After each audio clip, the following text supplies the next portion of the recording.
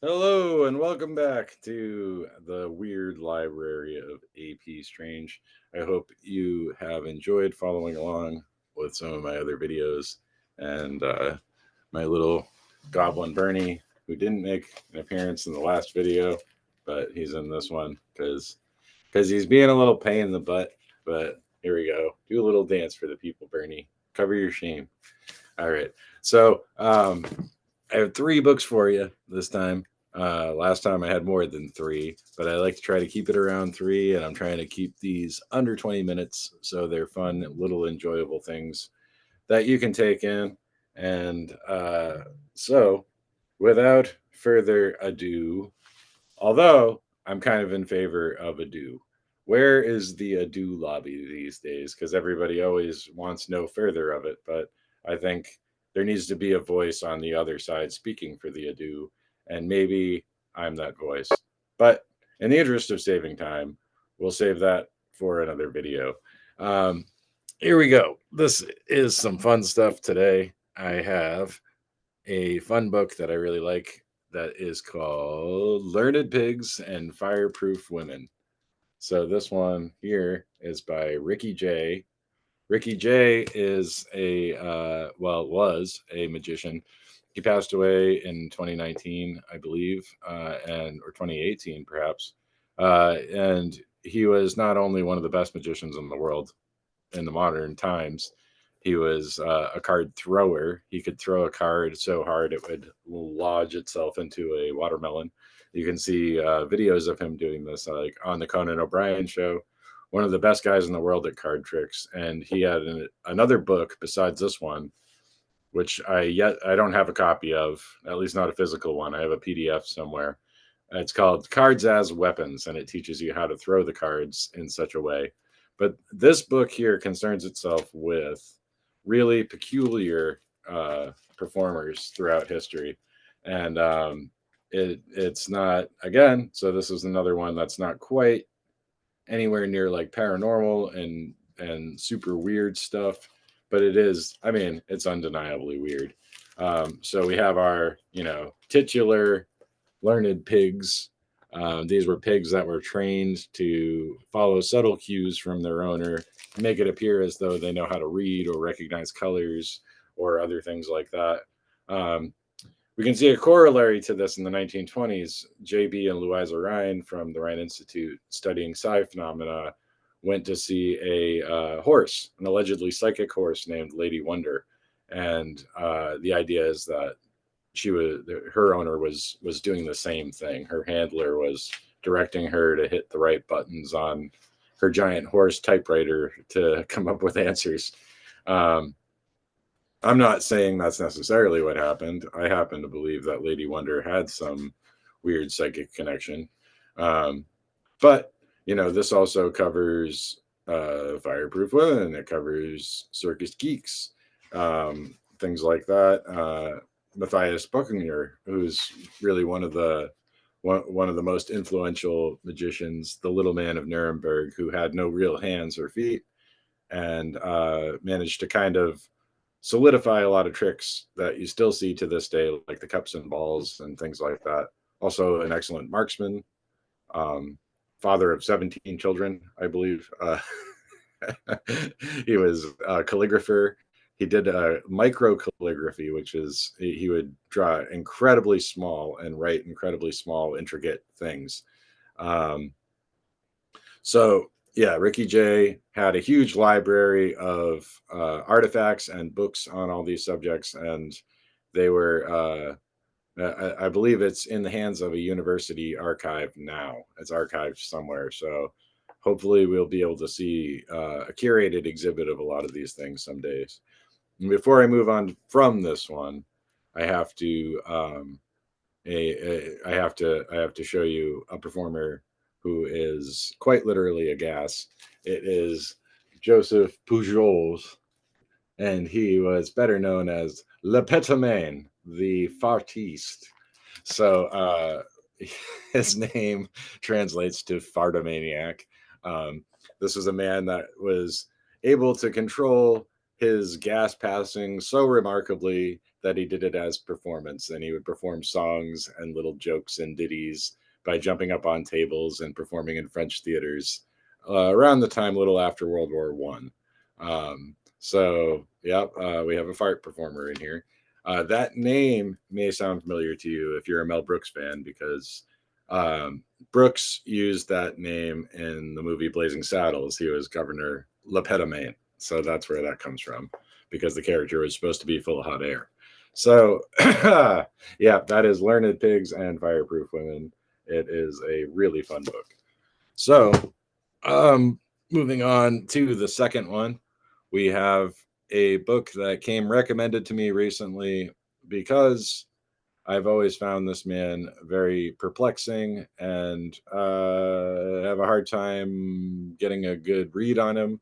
I've never really been a huge fan, but that man is Aleister Crowley, um, very influential in modern occultism and pretty much everything weird. People love to roll Crowley into their mythos and their conspiracy theories and whatever happens to come along. And so as a result, there's a lot of myths and legends built around him.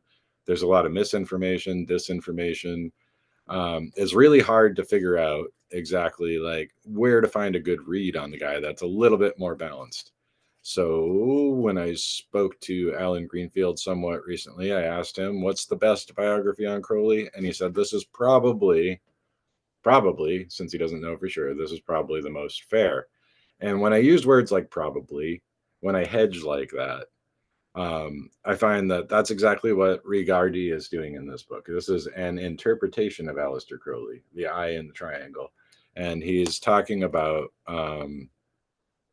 his view of it. Now, Regardie, a lot of people might know, was Crowley's personal secretary for a while.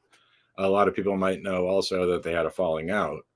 So if you know one or the other of those facts, or both perhaps, you might have an idea of a bias that Regardie might bring to telling you the story of Crowley. And he's very upfront about his personal relationship in this book, and he is very careful. All of the language is couched in whether something that he knew for sure, something that he simply sensed, and what logically is borne out from documents and data that we have. So he's one of the most careful biographers I've ever read, which is nice. It's refreshing. He was also a psychotherapist, a Reichian psychotherapist. So he practiced and often compared Crowley to Wilhelm Reich's kind of work. And Reich himself is a very controversial figure. If you're so really what you got here is Regardie is not only a psychoanalyst in the psychoanalyst tradition, which is not really quite as recognized by modern psychology these days.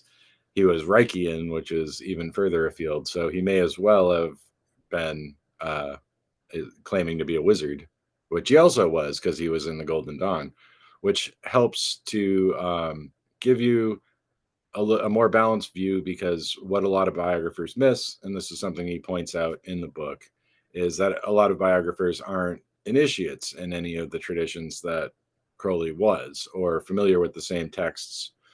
And if you don't regard certain things in the right way, the example he uses in here at one point is biographers referring to Crowley dabbling in Enochian magic at some point later than he actually had, because Regardie points out that you need to be familiar with Enochian stuff in order to even raise above the lowest levels and grades within the Golden Dawn. So it's kind of bunk to say, oh, and then he started doing that like well after the fact, after he'd attained all these degrees and left the Golden Dawn. So it really, this happens with a lot of people. There's a lot of mythologizing in occultism, especially. They tend to be controversial figures. There's a lot of infighting during their lifetime. And if you're going to try to get an idea of who somebody is, like Aleister Crowley, or before him, like Madame Blavatsky, or before her, like Cagliostro, you actually have to read several biographies and try to, find that middle road toward the closest version to the truth that you could possibly come up with.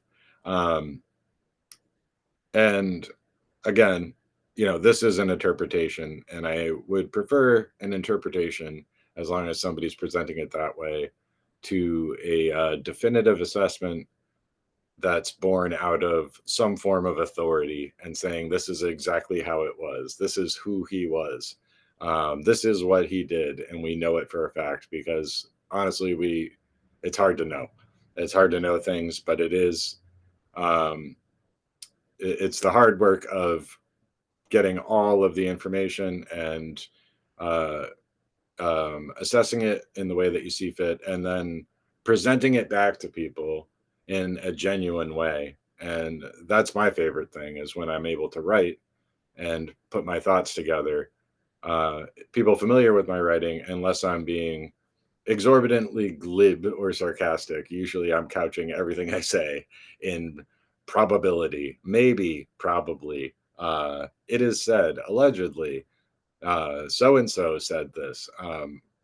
Having definitive answers when that is simply not the case is a big faux pas in my book. But it is something I come across a lot in my weird library, and you know, it's that's also fun to read.